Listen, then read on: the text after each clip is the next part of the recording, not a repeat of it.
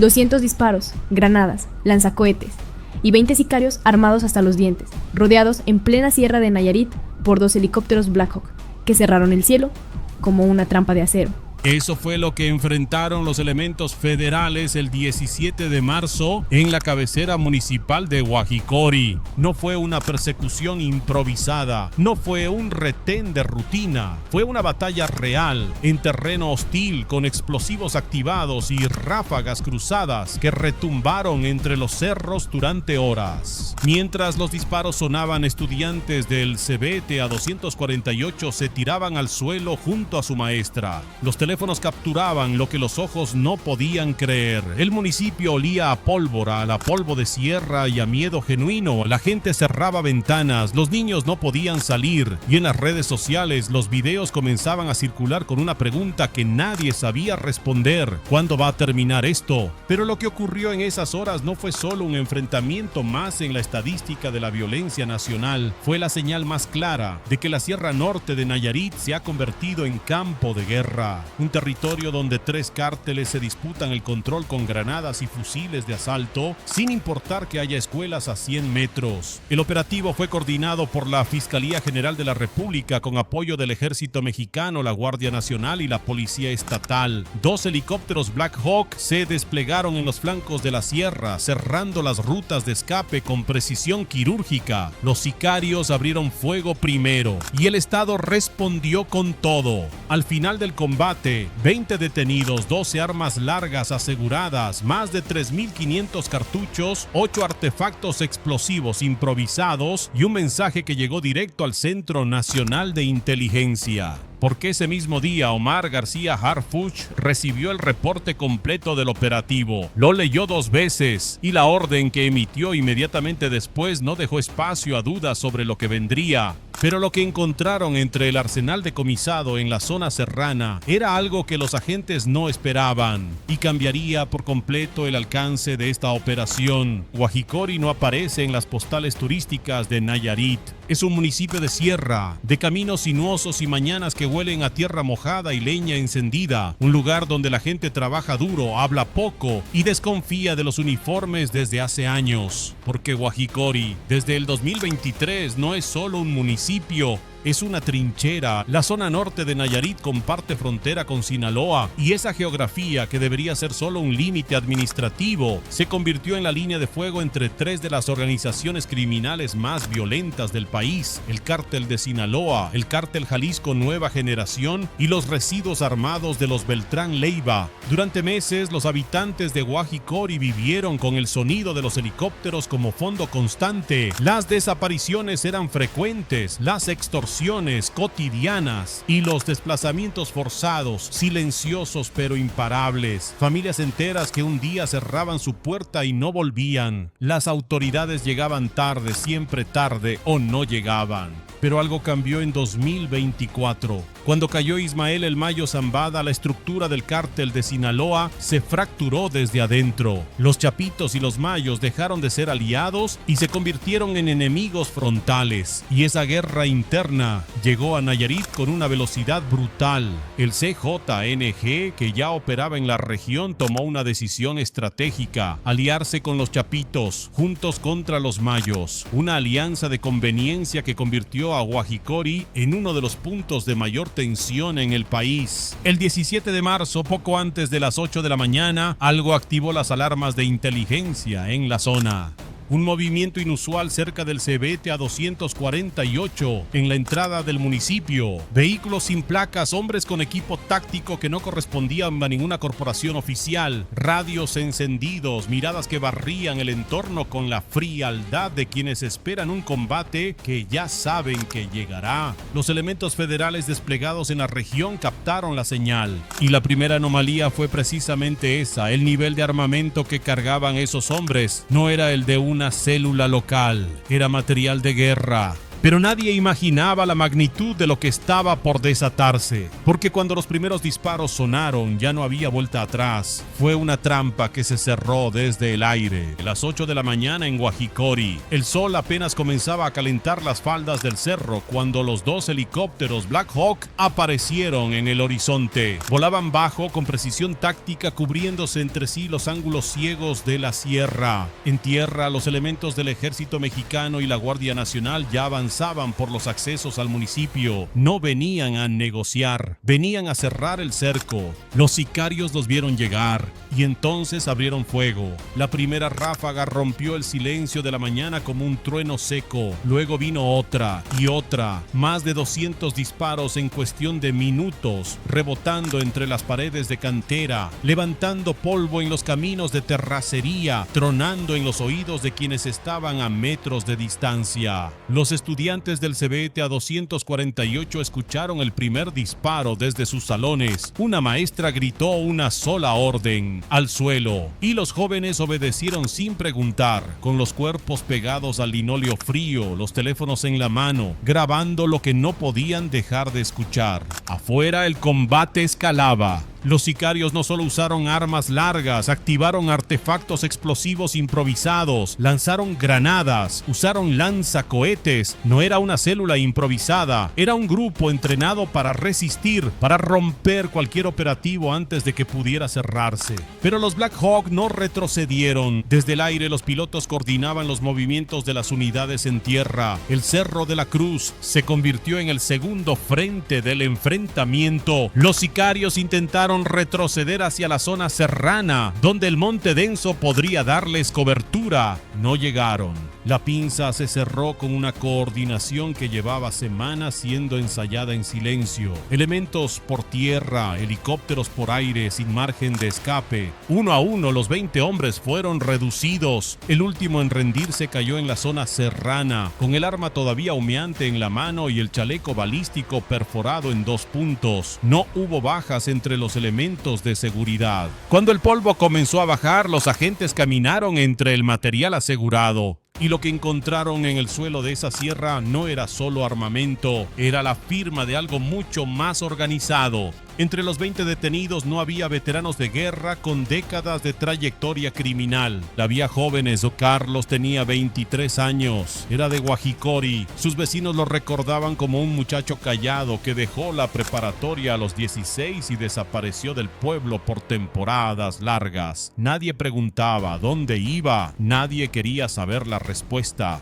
Adolfo tenía 26, su madre aún vive en el municipio. Cuando los medios locales mencionaron su nombre entre los detenidos, ella no salió a declarar. Cerró la puerta, bajó las cortinas y el barrio entendió ese silencio como lo único que una madre puede decir cuando el hijo eligió el camino que eligió. Emanuel era el más joven confirmado en los registros. 21 años, tatuajes en el cuello, botas tácticas nuevas, un cargador de uso exclusivo de las Fuerzas Armadas, asegurado entre sus pertenencias. Un objeto que no debería estar en manos de un civil bajo ninguna circunstancia. Ninguno de los tres llegó a ese cerro por accidente.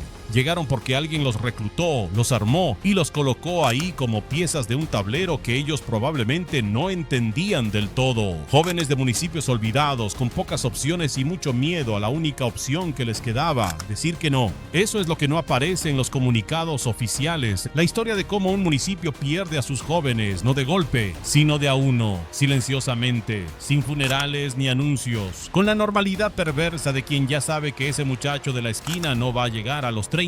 Los elementos de seguridad los esposaron sin violencia innecesaria, los cargaron en los vehículos federales, los trasladaron al penal federal número 4 de Nayarit. Y en las calles de Guajicori nadie festejó la captura, porque en los pueblos sitiados por el crimen, las victorias del Estado no se celebran, se reciben en silencio, con la misma resignación con la que se cierra una ventana cuando suenan los disparos. Pero lo que estaba siendo analizado en ese momento en los laboratorios laboratorios forenses de la FGR revelaba algo que ningún vecino del municipio conocía todavía. Algo que conectaba ese arsenal con una red mucho más grande. 12 rifles de alto poder, más de 3.500 cartuchos, 75 cargadores, 8 artefactos explosivos improvisados, placas balísticas, cascos tácticos y fornituras de combate. Eso no se compra en una ferretería. Eso se mueve en rutas controladas por manos que conocen los tiempos, los caminos y los puntos ciegos de cada retén.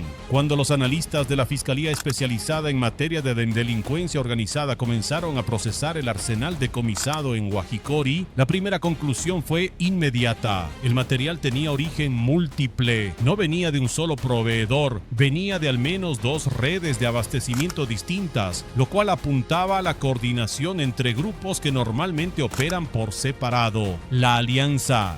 Desde la captura del Mayo Zambada, el mapa criminal del norte de Nayarit se había reconfigurado con una velocidad que tomó por sorpresa a las instituciones. Los chapitos asumieron el control de las plazas tradicionales de Sinaloa en la región. El CJNG, que ya disputaba ese territorio desde años antes, eligió la misma dirección que el viento, sumar fuerzas en lugar de fragmentarlas. Guajicori quedó en el centro de esa alianza. Era el punto de conexión entre la sierra sinaloense y las rutas hacia la costa nayarita. Un nudo logístico que quien controlaba el flujo de droga, armas y personas en toda esa franja del Pacífico mexicano. Los 20 hombres detenidos no eran jefes, eran la capa visible, la célula operativa de superficie, diseñada para resistir operativos, absorber golpes y comprar tiempo para que la estructura superior se mantuviera intacta y en movimiento. Los cartuchos de distintos calibres asegurados en el operativo correspondían a fusiles AK-47, AR-15 y al menos un arma de calibre 50, utilizada normalmente para abatir vehículos blindados. Eso no es armamento defensivo,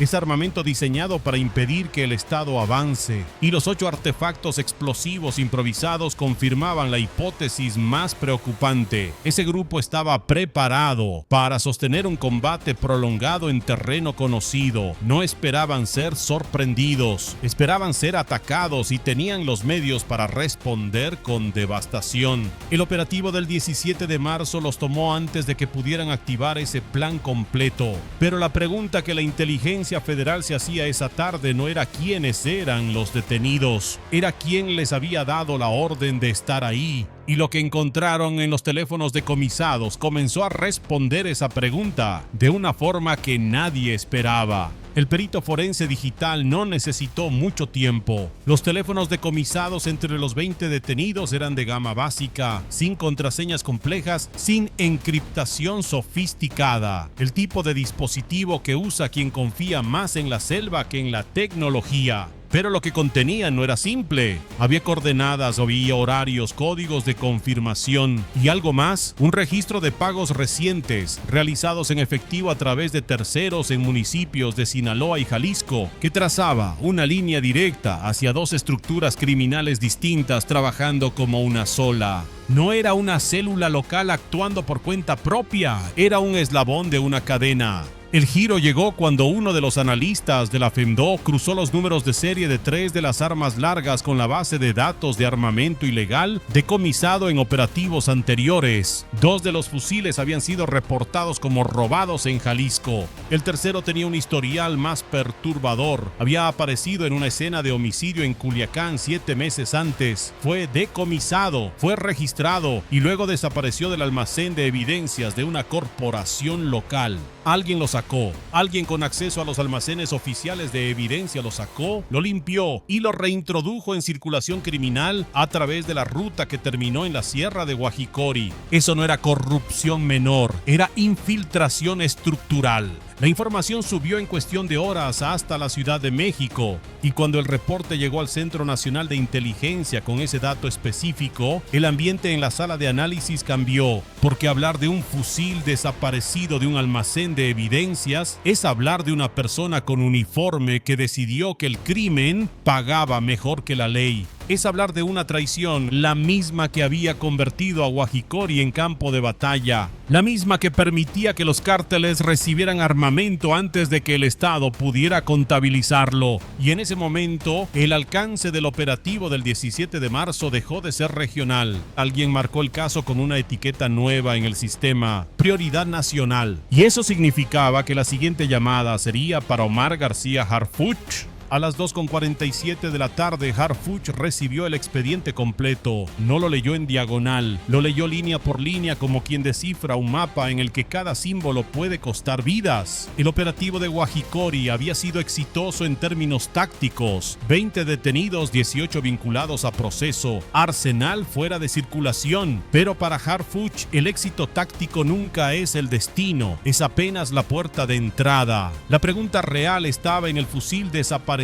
del almacén, y en las coordenadas de los teléfonos decomisados, y en el mapa que comenzaba a dibujarse sobre la mesa. Una alianza operativa entre el CJNG y los Chapitos, con raíces en municipios de 3 estados, usando a Guajicori como nodo logístico central. Harfuch convocó a su equipo de inteligencia regional. La instrucción fue precisa: necesito saber quién firmó la salida de esa arma, quién tiene acceso a ese almacén, y necesito saberlo antes de que esa persona sepa que la estamos buscando.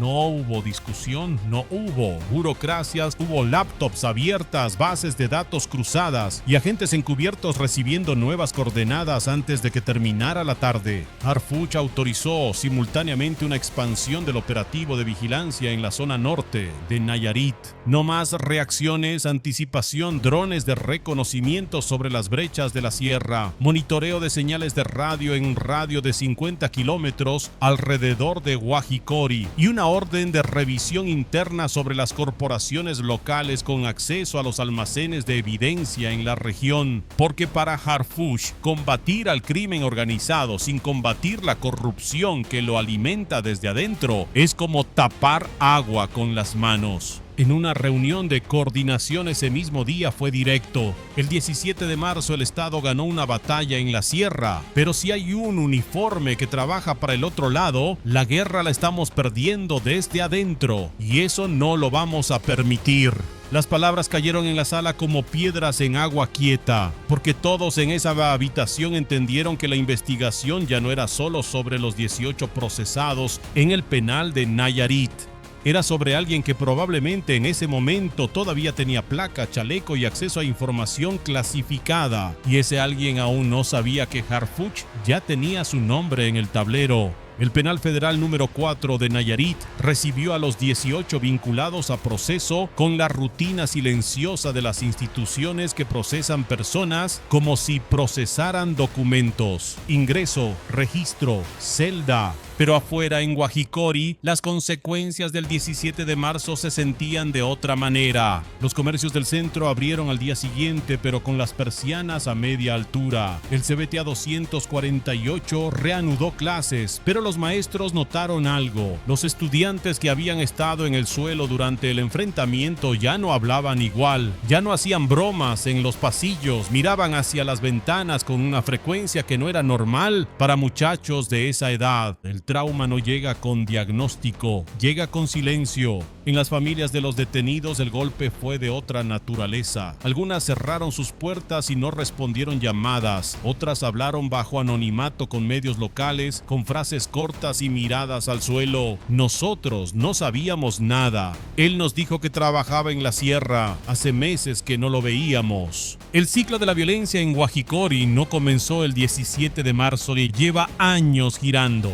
Comenzó cuando las oportunidades de trabajo legales se agotaron, cuando la presencia del Estado se redujo a operativos esporádicos y declaraciones de prensa, cuando los cárteles llegaron con dinero, motos y la promesa de que el miedo podría trabajar a favor de quien se uniera al bando correcto. Los 18 procesados son el resultado visible de ese proceso, pero el ecosistema que los produjo sigue intacto. La sierra sigue ahí, las brechas siguen ahí y las rutas de abastecimiento abastecimiento de armamento, aunque golpeadas, no han sido desmanteladas. El operativo del 17 de marzo decomisó material de guerra, puso a 18 hombres frente a un juez y envió un mensaje al crimen organizado de que la sierra no es tierra libre. Pero también dejó en evidencia algo que incomoda a las instituciones. La violencia en Guajicori no es nueva, no es espontánea y no desaparece con un operativo, por exitoso que sea. Desaparecerá el día que un joven de ese municipio tenga algo mejor a qué decirle, sí,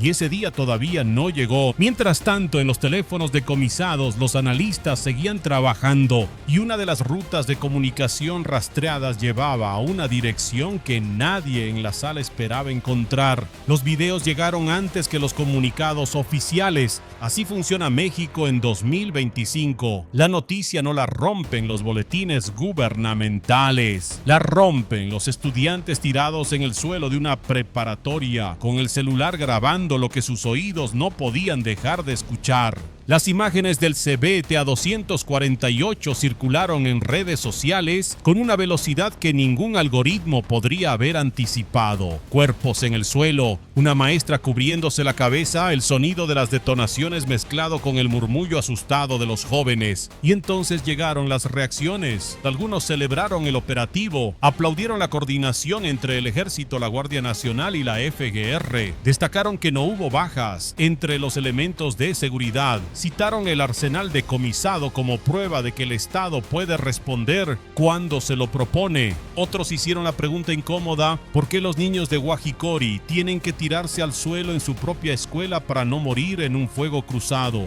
El gobernador de Nayarit dio seguimiento al caso desde la Mesa Estatal de Construcción de la Paz. Sus declaraciones fueron institucionales, medidas, acompañadas de cifras. El lenguaje del funcionario que necesita transmitir control sobre una situación que en el fondo no controla del todo. En el Congreso nadie pidió un periodo extraordinario de sesiones para hablar de Guajicori. En los noticieros nocturnos el caso duró 2 o 3 bloques y entonces llegó otra nota, otro escándalo, otra crisis y el algoritmo de la indignación nacional siguió girando hacia otro lado. Pero algo diferente ocurrió esta vez. El nombre de Harfuch apareció asociado al operativo en un contexto que rebasó la nota policial. Columnistas de seguridad comenzaron a señalar que la expansión de la investigación hacia la posible corrupción en los almacenes de evidencia era una señal de que el caso iba a escalar, que no se iba a quedar en los 18 procesados. Y en los pasillos de las instituciones de seguridad, donde los rumores viajan más rápido que los expedientes, ya se murmuraba un nombre.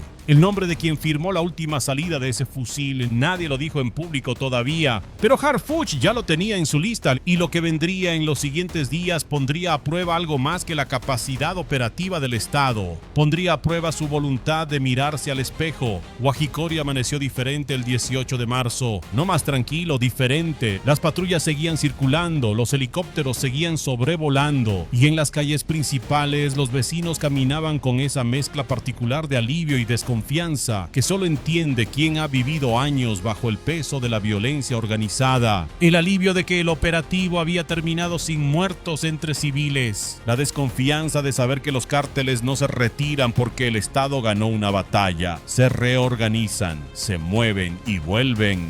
En alguna aula del CBTA 248 alguien había pegado en la pared una hoja con una frase escrita a mano: "Seguimos aquí". No era un mensaje político, era un acto de resistencia cotidiana, la afirmación mínima y poderosa de una comunidad que se niega a ser reducida a una estadística de violencia. 18 hombres vinculados a proceso, 12 armas fuera de circulación, un fusil con historia turbia que ahora era el hilo de una investigación que apuntaba hacia dentro del propio sistema. Y Harfuch, desde la Ciudad de México, con esa carpeta abierta sobre la mesa y el nombre de un posible traidor con uniforme en el tablero, preparando el siguiente movimiento con la paciencia metódica de quien sabe que las victorias reales no se miden en detenidos, se miden en estructuras desmanteladas, porque capturar a 20 sicarios en la sierra es necesario, pero encontrar al hombre de uniforme que los armó es lo que cambia el juego.